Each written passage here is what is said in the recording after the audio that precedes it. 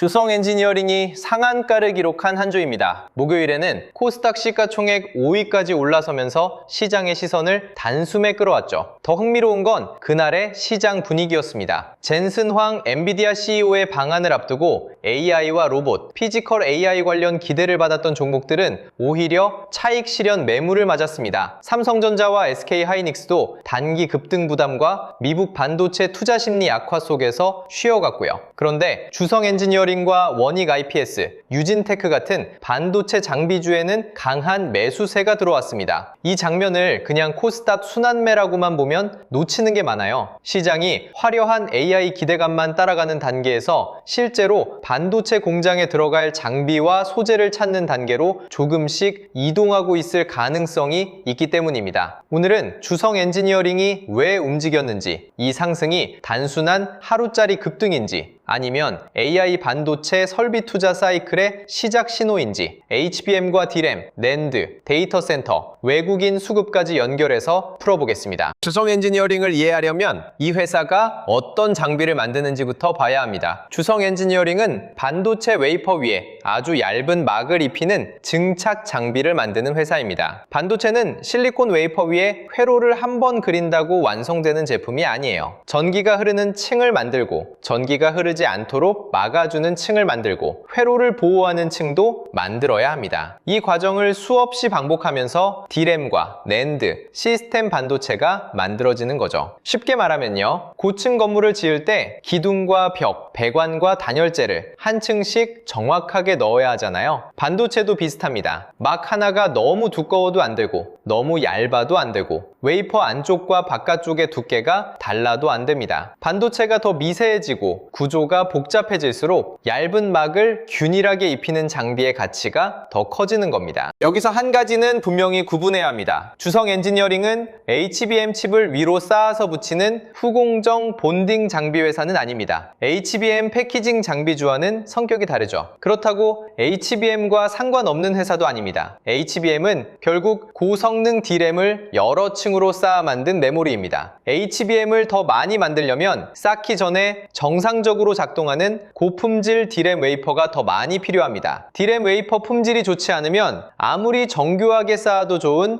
HBM이 나오기 어렵거든요. 그러니까 HBM이 화려한 완성품이라면 주성 엔지니어링의 장비는 그 완성품에 들어갈 D램의 기초 체력을 만드는 장비에 가깝습니다. HBM은 성장의 얼굴이고요. D램 웨이퍼는 이익의 몸통입니다. 주성 엔지니어링은 그 몸통을 만드는 전공정 장비 회사로 봐야 하는 거죠. 엔비디아의 AI GPU 성능이 계속 높아지면 HBM 수요도 같이 커질 수밖에 없습니다. GPU가 더 빠르게 계산할수록 옆에서 데이터를 공급하는 메모리도 더 빠르고 더 많은 용량을 제공해야 하거든요. 그런데 HBM 수요가 늘어난다고 해서 메모리 회사가 후공정 장비만 더 사면 되는 건 아닙니다. HBM에 들어갈 D램 생산 능력도 늘려야 하고 더 미세한 공정으로 전환해야 하고 수율도 안정시켜야 합니다. 삼성전자와 SK하이닉스가 HBM4와 다음 세대 HBM 생산을 늘리려면 전 공정에서 더 좋은 D램을 더 많이 만들어야 하는 겁니다. 이 과정에서 증착 장비가 중요해집니다. 회로가 더 미세해질수록 필요한 막은 더 얇아지고 구조는 더 복잡해지고 공정 난도도 높아지기 때문이죠. 주성 엔지니어링은 HBM을 직접 조립하지는 않지만 HBM에 들어갈 D램의 성능과 수율을 높이는 흐름에서 기회를 받을 수 있는 회사입니다. 주성 엔지니어링의 장비가 주목받는 이유는 단순히 반도체 생산량이 늘어나는 데만 있지 않습니다. 공정이 더 어려워지는 것도 중요합니다. 반도체가 미세해질수록 좁고 깊은 구조 안에 얇은 막을 균일하게 입혀야 합니다. 웨이퍼 한 장 안에서도 결과가 일정해야 하고요. 수천 장을 생산해도 품질이 흔들리지 않아야 합니다. 이런 공정에서는 막을 한 번에 두껍게 입히는 방식보다 아주 얇은 층을 정교하게 반복해서 쌓는 기술이 중요해질 수 있습니다. 쉽게 말하면 벽에 페인트를 한 번에 두껍게 칠하는 게 아니라 얇게 여러 번 칠해서 표면을 고르게 만드는 것과 비슷해요. 공정이 복잡해질수록 장비 한 대가 만들어내는 가치도 커질 수 있습니다. 웨이퍼 투입량이 크게 늘지 않더라도 증착 단계가 늘어나고 장비 사용 시간이 길어지면 장비 수요가 생길 수 있는 겁니다. D램 가격이 강한 것도 주성 엔지니어링을 볼 때 중요한 조건입니다. 메모리 회사들이 장비를 사기 가장 좋은 환경은 제품 가격이 오르고 이익이 늘어나고 앞으로도 공급 부족이 이어질 가능성이 높을 때입니다. D램 가격이 계속 강하면 삼성전자와 SK하이닉스는 설비 투자를 미룰 이유가 줄어듭니다. 고객이 물량을 더 달라고 하고 제품 가격도 좋고 공장을 돌릴수록 이익이 남는다면 장비를 넣어서 생산 능력을 늘리는 게 자연스럽잖아요. 보통 메모리 가격이 오르면 삼성전자와 SK하이닉스 같은 대형주가 먼저 움직입니다. 그 다음 시장은 한 번 더 계산합니다. 이 회사들이 번 돈을 어디에 쓸까? 기존 공정을 더 미세하게 바꾸고 새로운 장비를 넣고 생산 능력을 늘린다면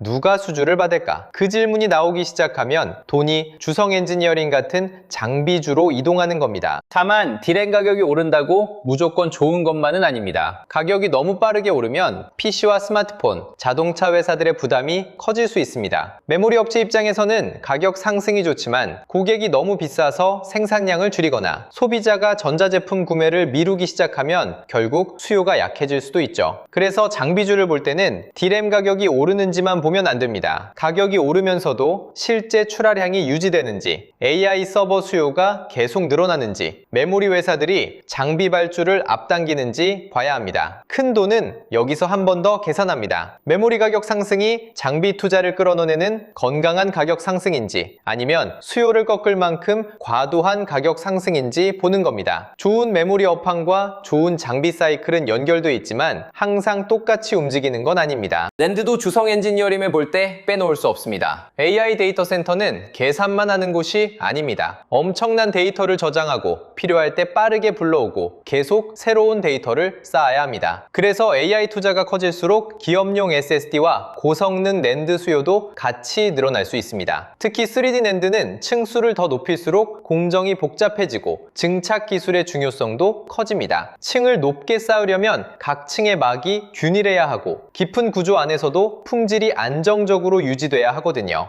HBM과 서버 D램이 성장의 앞쪽을 끌고 낸드와 기업용 SSD까지 살아난다면 장비 수요는 더 넓게 확산될 수 있습니다. 주성 엔지니어링의 이야기도 D램 장비주에서 메모리 공정 전반의 수혜주로 넓어질 수 있는 거죠. 이번 장비 사이클이 과거와 조금 다를 수 있다는 기대도 있습니다. 과거 장비주는 신규 공장 증설에 크게 의존했습니다. 메모리 회사가 공장을 짓고 장비를 한꺼번에 넣으면 실적이 빠르게 좋아졌고요. 투자가 끝나면 장비 회사 실적도 빠르게 꺾이는 경우가 많았습니다. 그런데 이번 AI 반도체 사이클에서는 신규 공장뿐 아니라 기존 라인의 공정 전환도 중요합니다. HBM 생산을 늘려야 하고 D램 공정을 더 미세하게 바꿔야 하고 3D 낸드 층수도 높여야 합니다. 웨이퍼 투입량이 크게 늘지 않더라도 공정이 복잡해지고 증착 단계가 늘어나면 장비 수요가 생길 수 있는 겁니다. 그래서 시장에서는 이번 장비 성장기가 과거보다 길어질 수 있다는 기대를 하고 있습니다. 주성 엔지니어링의 급등도 이 기대가 한꺼번에 반영된 장면으로 볼 수 있어요. 그런데 이번 주 시장에서 더 흥미로운 건 젠슨왕 관련 기대주와 반도체 장비주의 움직임이 갈렸다는 점입니다. 젠슨왕 방한 기대를 받았던 일부 로봇과 플랫폼, 피지컬 AI 관련 종목은 막상 일정이 가까워지자 차익 실현 매물이 나왔습니다. 기대감으로 먼저 오른 종목에서 재료 소멸을 걱정한 자금이 빠져나온 거죠. 반대로 주성 엔지니어링과 유진테크, 원익 IPS 같은 장비주에는 실제 설비 투자 수혜를 기대하는 자금이 들어왔습니다. 이 차이는 중요합니다. AI라는 단어가 붙었다는 이유만으로 오르는 종목과 AI 투자가 실제 공장과 장비 주문으로 이어질 때 돈을 벌 수 있는 종목을 시장이 구분하기 시작했을 수 있기 때문입니다. 화려한 회동과 발표도 중요하지만 결국 반도체 회사가 장비를 주문해야 실적이 만들어지는 겁니다. 코스피와 코스닥의 흐름도 같이 봐야 합니다. 삼성전자와 SK하이닉스가 쉬어가면서 코스피는 대형주 중심으로 압박을 받았습니다. 반대로 코스닥은 반도체 소부장주를 중심으로 강하게 반등했죠. 코스피가 빠지고 코스닥이 올랐다고 해서 시장 주도권이 완전히 바뀌었다고 보기는 어렵습니다. 대형 반도체주가 단기 급등 부담에 쉬어가자 그동안 상대적으로 덜 오른 장비주와 소재주로 돈이 이동한 순환매일 가능성이 높습니다. 이런 순환매는 강세장에서 자주 나옵니다. 대장주가 너무 많이 오르면 투자자들은 다음 실적 수혜가 나타날 밸류 체인을 찾거든요. 삼성전자와 하이닉스가 돈을 많이 벌면 결국 장비와 소재에 투자할 수 있다는 계산이 붙는 거죠. 주성 엔지니어링의 급등은 코스피 대형주에서 코스닥 장비주로 돈이 이동한 대표적인 장면이었습니다. 수급을 보면 더 흥미롭습니다. 그날 외국인은 코스피에서 대규모 매도에 나섰지만 코스닥에서는 주성 엔지니어링을 가장 많이 순매수한 것으로 나타났습니다. 한국 시장 전체를 버린 게 아니라 대형주에서는 위험을 줄이면서 코스닥 장비주에서는 새로운 기회를 찾은 겁니다. 외국인 자금이 2차 전지와 일부 로봇주에서 빠지고 반도체 장비와 AI 인프라로 이동한 것도 눈여겨볼 부분입니다. 다만 외국인이 하루 많이 샀다고 장기 매집이 시작됐다고 단정하면 안 됩니다. 주성 엔지니어링에서 진짜 봐야 할 수급은 주가가 오르는 날의 매수보다 조정이 나오는 날의 매수입니다. 외국인이 흔들릴 때도 다시 들어오는지, 기관이 같이 받치는지, 개인만 고점에서 받아내는지 봐야 하죠. 진짜 장비 사이클에 대한 확신이 있다면 큰 돈은 조정에서 다시 들어옵니다. 원달러 환율과 미국 금리도 코스닥 장비주에서는 중요합니다. 원화 약세는 수출 경쟁력 측면에서 일부 긍정적인 효과가 생길 수 있습니다. 하지만 환율이 너무 빠르게 오르면 외국인은 한국 중소형주를 편하게 사기 어렵습니다. 주가가 올라도 달러 기준 수익률이 흔들릴 수 있기 때문이죠. 금리가 높게 유지되면 미래 실적 기대를 먼저 반영하는 성장주의 평가도 부담을 받을 수 있습니다. 주성 엔지니어링 실적이 앞으로 좋아질 것 같아도 할인율이 높아지면 주가는 거칠게 움직일 수 있어요. 중동 긴장과 유가 상승도 같이 봐야 합니다. 유가가 오르면 물가가 다시 불안해지고 미국 금리가 높은 수준에서 오래 유지될 가능성이 커집니다. 유가에서 물가로,